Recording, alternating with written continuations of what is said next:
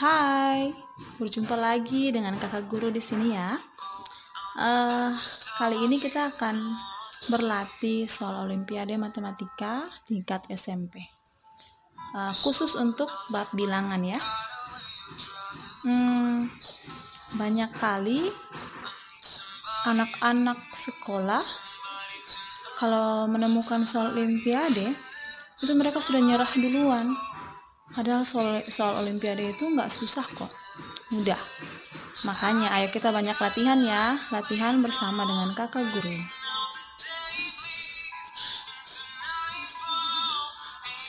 Di sini ada 4 soal. Kita akan mengerjakan semuanya di kali ini. Kita mulai dengan kartu ungu ya.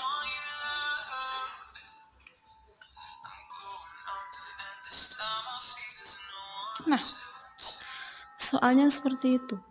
Nilai dari 2017 dikali 2016 kuadrat kurang 16 dikali 2015 per 2020 dikali 2016 pangkat 2 dikurang 1. Kalau kita kerjakan secara manual, berarti kita harus mengerjakan yang pangkat 2 dulu.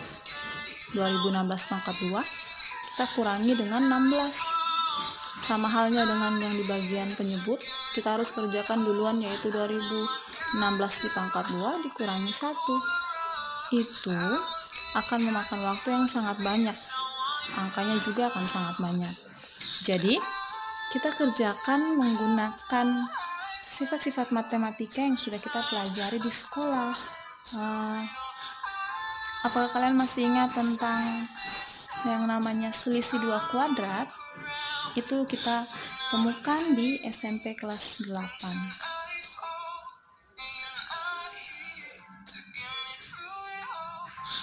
Dan kita selisih 2 kuadrat ditemukan di SMP kelas 8 dan digunakan sampai jenjang perguruan tinggi. Selisih 2 kuadrat itu kayak gini. Misalnya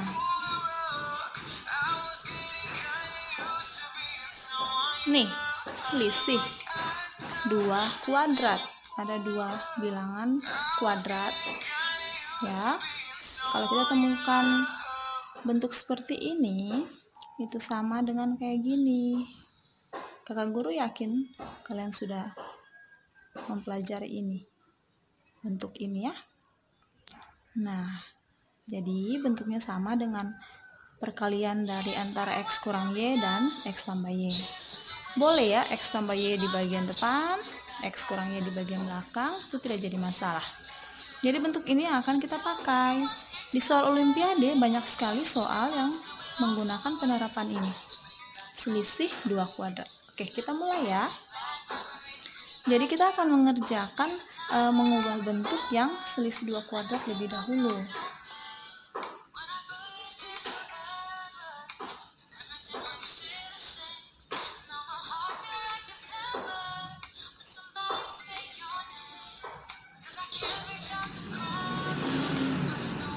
Nah, ini bentuk ini 2016 pangkat 2 kurang 16.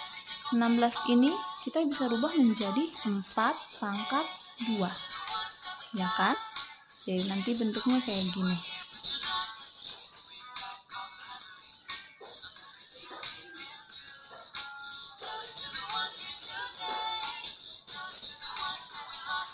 Nah, 4 pangkat 2 nilainya sama dengan 16.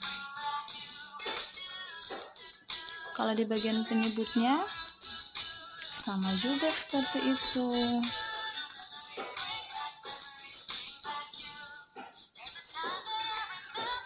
Kalau 1 kan sama dengan 1 pangkat 2. Jadi kita tulis saja.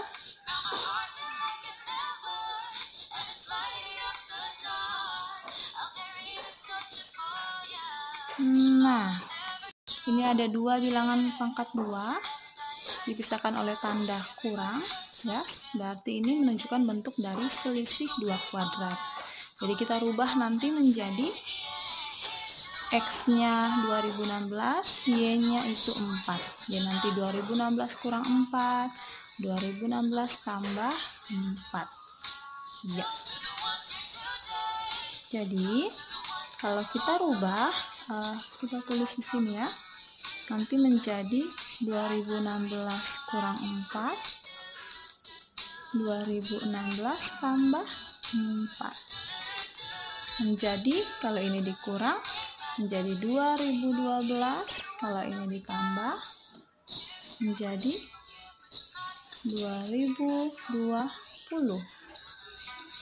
Nah, ya kan? Kalau yang ini kita rubah lagi. 2016, X-nya 2016, Y-nya 1. Oke, ini dihapus dulu ya, salah tulis. Jadi 2016 kurang 1, lalu 2016 tambah 1. Nah, 2016 kurang 1 itu 2015. 2016 tambah 1 menjadi 2017. Nah, kita lihat bahwa 2015 dan 2017 ini akan saling membagi dengan 2017 dan 2015. Sementara yang ini 2012 dan 2020, 2020 ini akan saling membagi dengan yang di penyebut. Nah, coba kita lanjutkan ya. Jadi ini 2017 kita kali dengan yang ini, kita ganti menjadi ini. 2012 dan 2020. 2015-nya ini ya. Oke, di bagian penyebut 2020 kali, nah yang ini kita ganti dengan bentuk yang penjabarannya ini 2015 dan 2000. Iya. Oke. Nah, sampai di sini kita tinggal bisa mencari yang sama. 2017 ini membagi 2017. Ya kan? Jadi tinggal satu kan? 2020 membagi 2020, 2015 juga. Nah, ternyata yang tersisa hanya 2012. Jadi, inilah jawabannya. Bagaimana? Mudah ya? Tidak sesusah soalnya kok. Jadi ingat, bentuk ini sangat penting di matematika. Selisih 2 kuadrat. Oke, kita akan lanjut di soal berikut. Nah, di soal ini ya.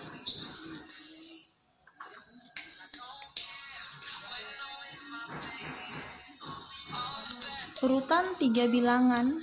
Nah, jadi kita dikasih 3 bilangan nih. 2 pangkat 4.444, lalu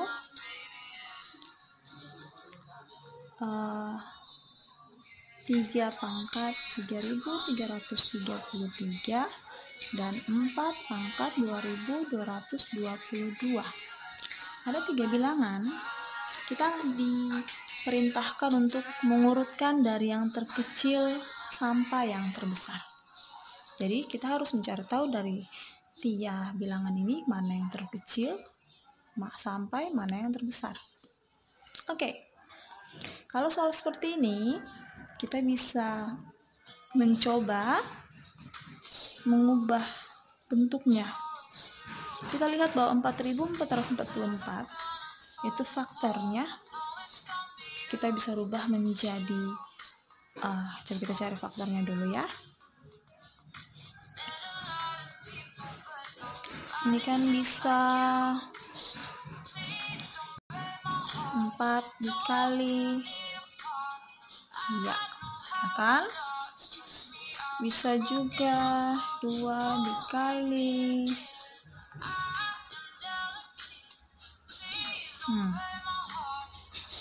Kalau 3.333 faktornya adalah 3 dikali. Kalau 2.222 faktornya 2 dikali 1.111. Nah, dari ketiga ini faktor yang sama ternyata 1.111. Jadi kita akan menggunakan bentuk yang ini, ya. Jadi 2 pangkat 4.444 kita bisa rubah menjadi begini. 2 pangkat 4 dikali 1.111. Jadi 2 pangkat 4. Nah, ini juga seperti itu. Jadi kita rubah menjadi 3 pangkat 3 dikali 1.111. Lalu kita buat dia menjadi bentuk yang sama. Ya, ini juga ya. 4 pangkat 2 dikali 1.111 berarti 4 pangkat 2 pangkat 1.111. Tinggal kita mencari 2 pangkat 4 nilainya berapa, 3 pangkat 3 nilainya berapa, 4 pangkat 2 nilainya berapa. 2 pangkat 4, 2 dikali 2 dikali 2 dikali 2. 2 berulang sebanyak 4 kali. Dikali sebanyak 4 kali menjadi 16 ya. 16 pangkat 1.111. 3 pangkat 3, 3 dikali 3 dikali 3 menjadi 27 pangkat 1.111. Kalau 4 pangkat 2, 4 dikali 4 berarti 16. Nah, jikalau kalian menemukan bilangan di mana pangkatnya sama, ya, untuk membandingkannya, kita cukup membandingkan bilangan pokoknya ini, basisnya, ya, ini namanya basis atau bilangan pokok. Kita tinggal bandingkan. Jadi ada 3 bilangan, 16, 27, dan 16. Yang paling kecil adalah 16. Nah, jadi artinya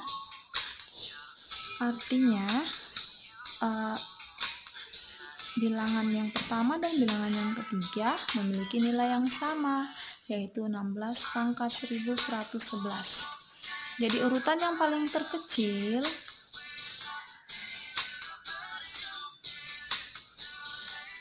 itu 16 pangkat 1.111. Urutan yang terbesar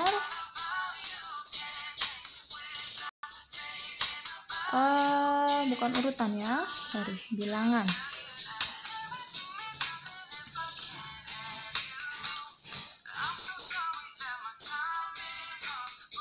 Bilangan terbesarnya adalah 27 pangkat 1.111. Kalau kita sudah bisa menemukan bilangan terkecil dan bilangan terbesar, kita bisa urutkan. Jadi urutannya, urutan dari terkecil sampai terbesar ada dua pilihan. Kenapa ada 2 pilihan? Karena bilangan yang terkecil ternyata ada 2 bilangan yang nilainya sama.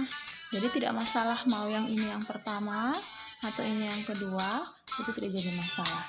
Jadi urutan yang terkecil sampai yang terbesar, misalnya jika kita pilih yang ini yang pertama, berarti 2 pangkat 4.444, lalu yang nilainya sama yang kedua itu 4 pangkat 2.222, dan yang paling terbesar 3 pangkat 3.333. Nah, karena ini sama nilainya, jadi kita bisa menukar posisi. 4 yang di depan 4 pangkat 2.222, Lalu 2 pangkat 4.444, terakhir 3 pangkat 3.333. Nah, mudah kan? Bagaimana?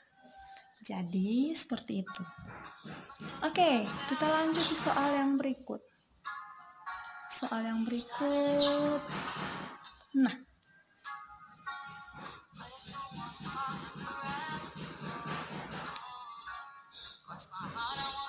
menggunakan angka-angka 1, 2, 5, 6, dan 9 akan dibentuk bilangan genap yang terdiri dari 5 angka. Jika tidak ada angka yang berulang, maka selisih bilangan terbesar dan terkecil adalah jadi syaratnya ada 5 angka 1, 2, 5, 6, dan 9. Kita akan bentuk sebuah bilangan genap. Ya. Ciri-ciri bilangan genap itu kita cukup melihat di bilangan di angka satuannya. Angka satuannya harus merupakan bilangan genap. Misalnya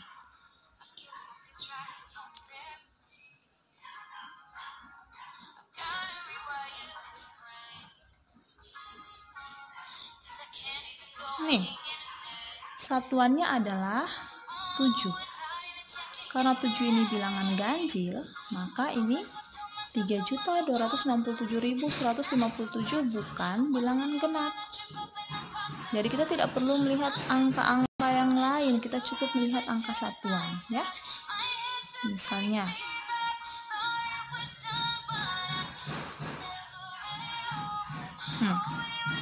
kita tidak perlu melihat angka-angka penyusun lainnya, kita cukup melihat angka penyusun di bagian tempat satuan. Kalau ini merupakan bilangan genap, maka 5.974 adalah bilangan genap. Meskipun angka-angka yang lain merupakan angka ganjil, ya, tapi jika yang menempati tempat satuannya adalah genap, maka bilangan ini merupakan bilangan genap. Paham ya? Oke, kita akan membentuk membentuk sebuah bilangan genap yang terdiri dari 5 angka. Nah, bilangan genap otomatis kita harus mengisi yang paling belakang dulu, dan di sini ada syarat bahwa tidak ada angka yang berulang. Ingat, tidak ada angka yang berulang. Nah, dari angka ini yang genap adalah 2, 2, dan 6. Ya. 2 dan 6. Jadi kita akan mencari bilangan yang terkecil dulu. Bilangan terkecil. Jadi misalnya kita pilih di sini angka 2. Kan genap. Berarti angka yang tersisa adalah 1, 5, 6, 9. Nih. Jadi kita tinggal urutkan, karena kita mau cari bilangan terkecil, kita tinggal urutkan angka terkecil sampai angka terbesar. Berarti 1, 5, 6, 9. Nah, angka genap kan ada 2. Kita coba angka genap yang berikutnya. Di sini 6. Kalau kita sudah menggunakan angka 6, yang tersisa adalah 1, 2, 5, 9. 1, 2, 5, 9. Kita tinggal urutkan dari depan, dari angka yang terkecil. 1, 2, 5, 9. Nah, dari 2 angka yang sudah kita bentuk ini, kita tinggal memilih bilangan yang paling terkecil. Bilangan yang paling terkecil adalah yang 12.596. Jadi ini yang terkecil ya. Oke, sekarang kita mencari bilangan yang terbesar.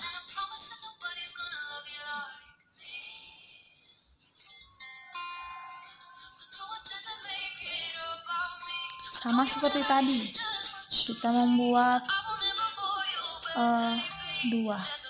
Kenapa 2? Karena bilangan genapnya ada 2. Kalau bilangan genapnya di sini 3, kita buat 3 ya.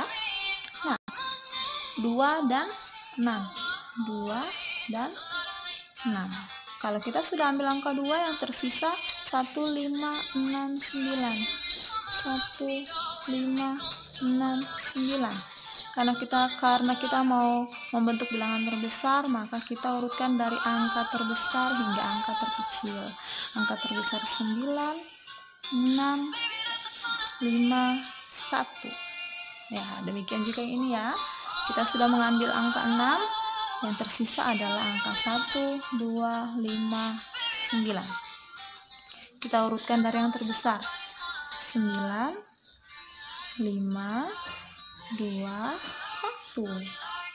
Oke, dari dua bilangan yang sudah kita bentuk ini, kita pilih yang terbesar. Yang terbesar adalah 96.000 ya. Nah, 96.512. Oke, bilangan terkecilnya adalah 12.596. Bilangan terbesarnya 96.512. Tinggal kita menjawab pertanyaannya, maka selisih bilangan terbesar dan terkecil. Bilangan terbesar dan bilangan terkecil, kita mencari selisihnya. Berarti kita tinggal mengurang bilangan terbesar dan bilangan terkecil. Kita kurang ya.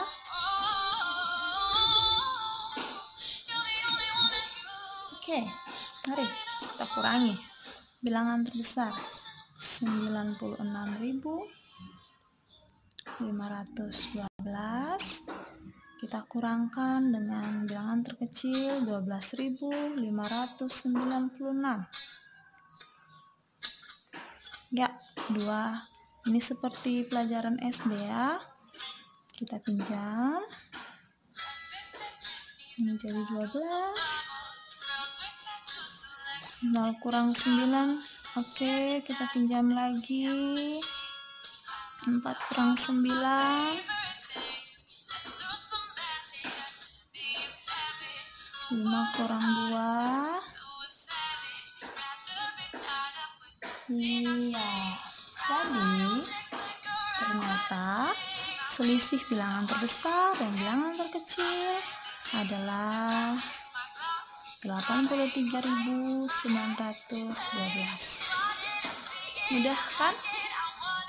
Ya. Oke, kita punya soal terakhir. Ya, kita sudah mengerjakan 3 soal. Soal terakhir kita kartu pink.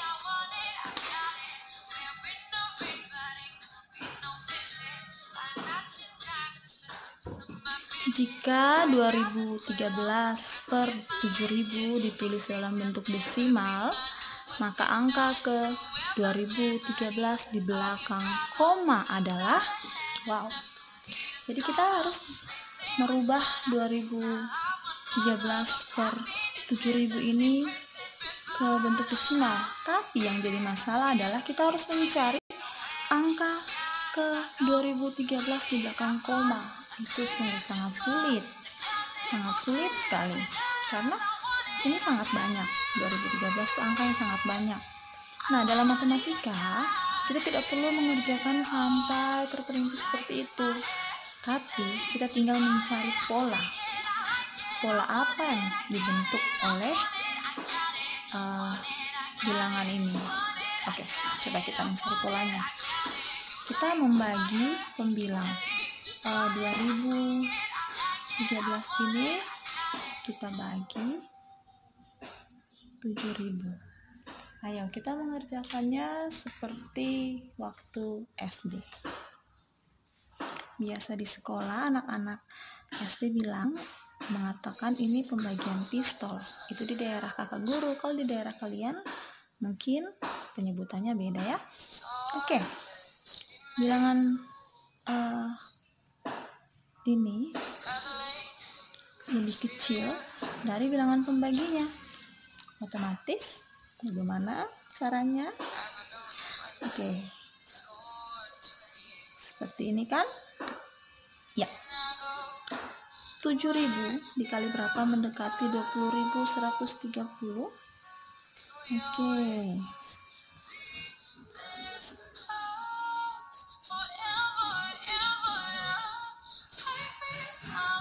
Lanjut. Kalian masih ingat kan cara pembagiannya? Setelah itu, selanjutnya tinggal kita menambahkan satu angka 0. Jadi 61.300. 7 kali berapa mendekati 61.300? Itu adalah 7 kali 8. 7.000 dikali 8. Oke, kita kurang lagi.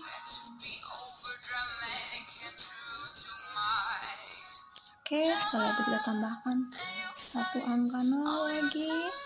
7.000 dikali berapa mendekati 53.000? 7.000 dikali. Oke, 7 ya, 49.000. Kurang lagi. Seperti biasa, ditambah 0 lagi.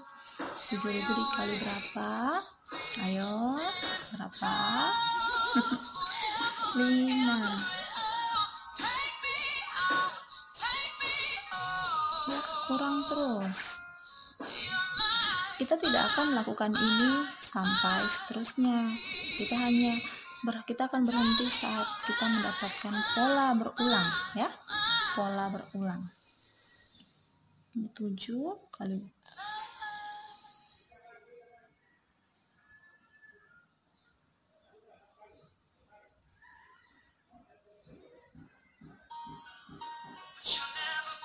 tambah 0 lagi.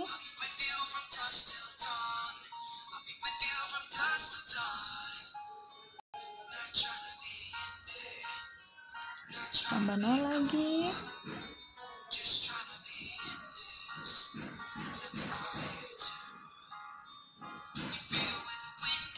Sampai mendapatkan pola berulang, ya. Ini belum.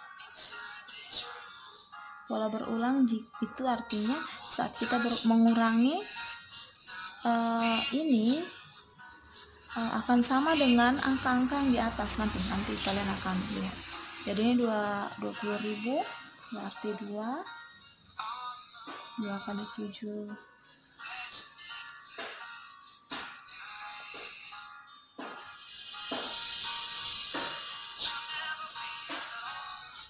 Oke. 8. 60.000, adakah 60.000? Belum ya. 8 kali 7 56.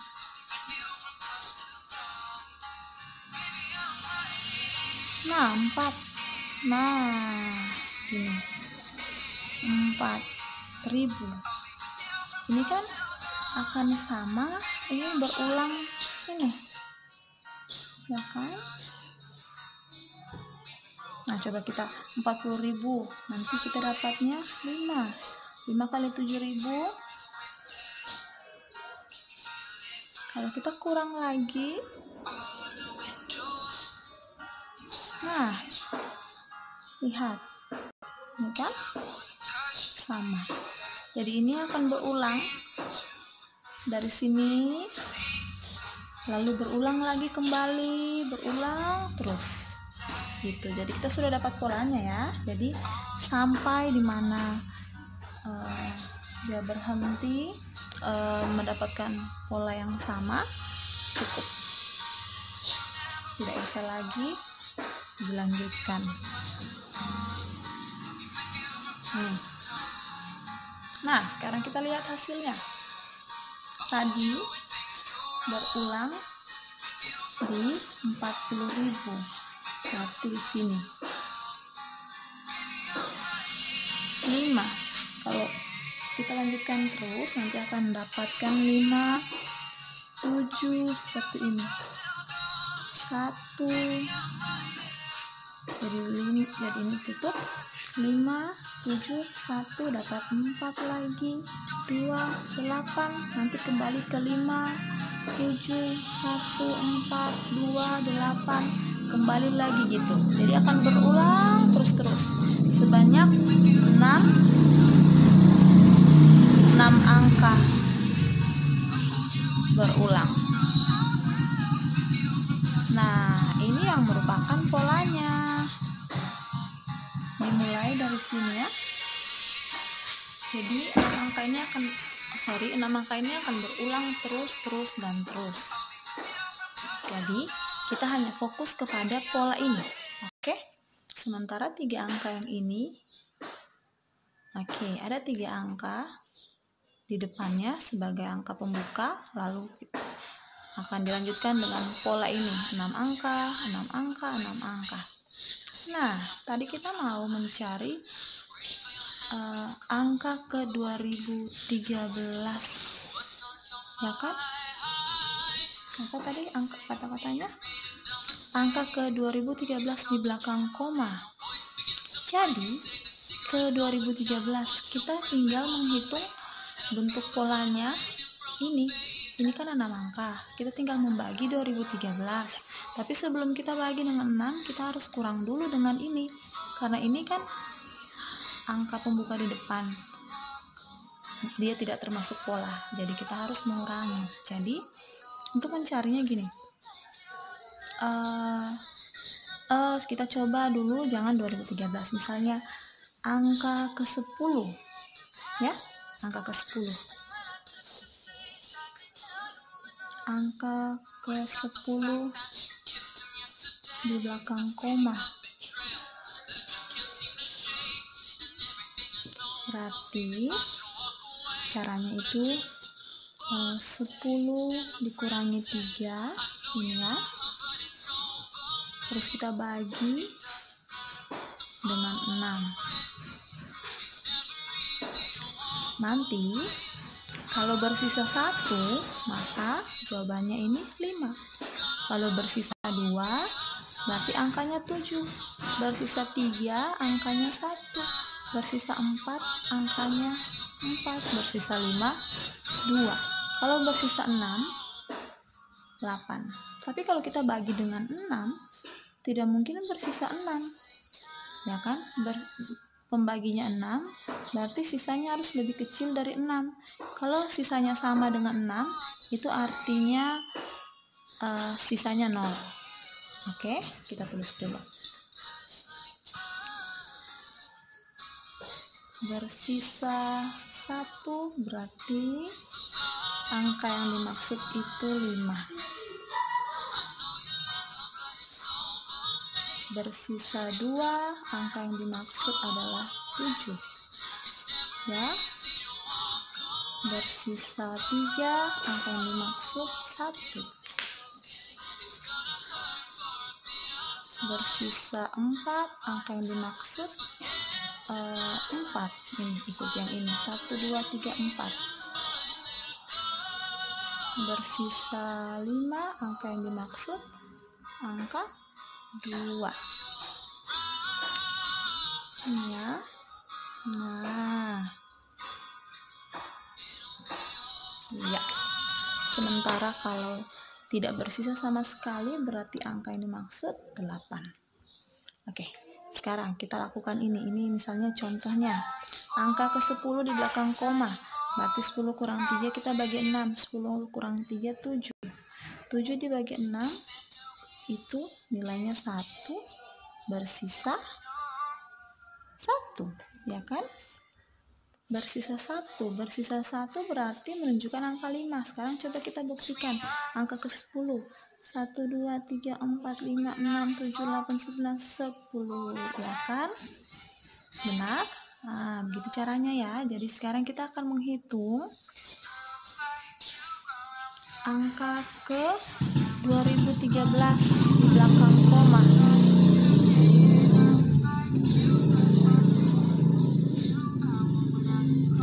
Berarti 2013 kita kurangi 3. Ini karena ada 3 angka yang tidak termasuk pola. Lalu kita bagi dengan 6. 2013 dikurangi 3 adalah 2010. Kita bagi 6. Ayo kita bagi. 2010 kita bagi 6. Yang mendekati 20 adalah 3.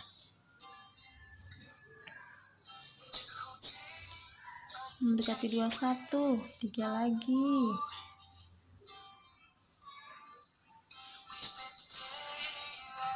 Mendekati 30, pas ya. Nah, ternyata tidak ada sisa sama sekali, sisanya 0. Berarti ini sama dengan 335 bersisa 0. Nah, jika sisanya 0, berarti angka yang dimaksud adalah angka 8 ya. Bersisa 0 berarti angka 8. Jadi angka ke 2013 di belakang koma adalah 8 ya. Bagaimana?